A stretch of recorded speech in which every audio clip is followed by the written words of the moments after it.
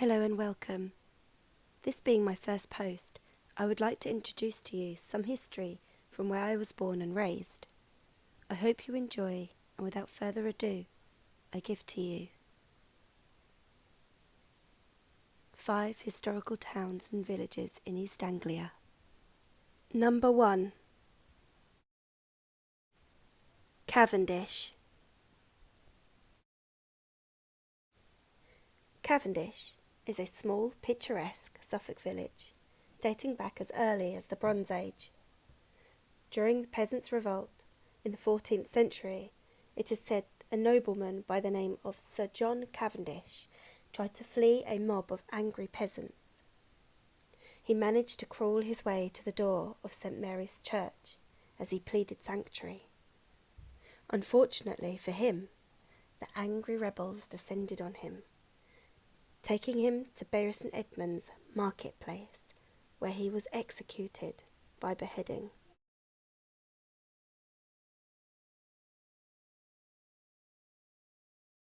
Number 2.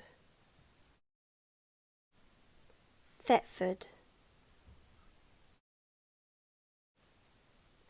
Being the old capital of Anglo-Saxon East Anglia, Thetford has a lot to offer historically. But the history of Thetford is a lot older than Anglo-Saxon.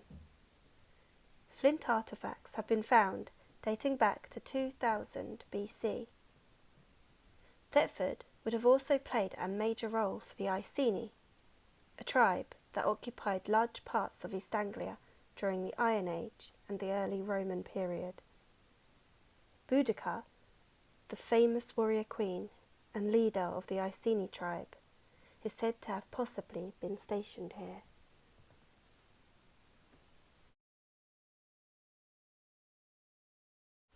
Number 3. Colchester. I can't mention Boudica and her tribe without mentioning Colchester in Essex. Colchester is England's oldest recorded town. The Roman capital, then called Camalodunum, was famously sacked and burnt to the ground by the warrior queen. The impressive Norman castle, which stands today, was built on the foundations of the old Roman temple during the latter part of the 11th century. The castle is also known for its part it played in the witch trials. During the 1600s, Essex was known for the most executions of witches than any other county in England.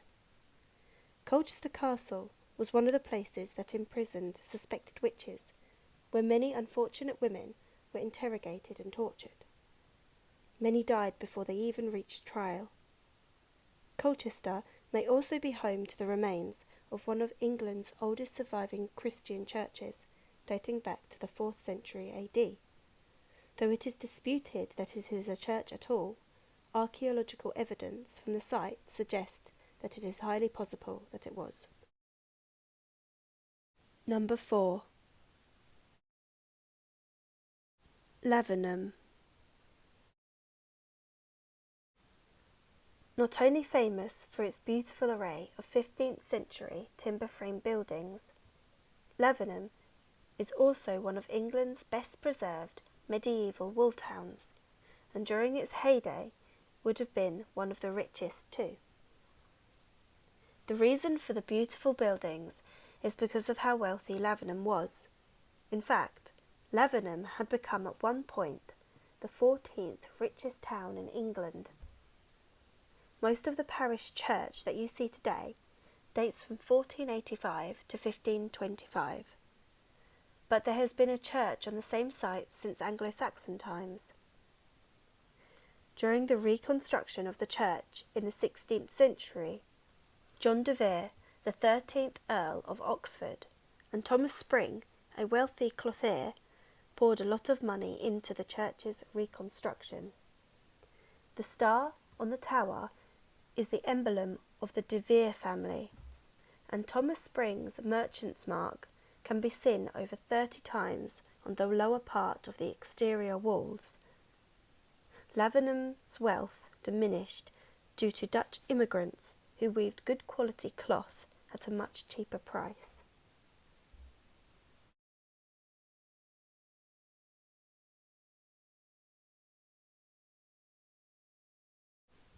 Number 5.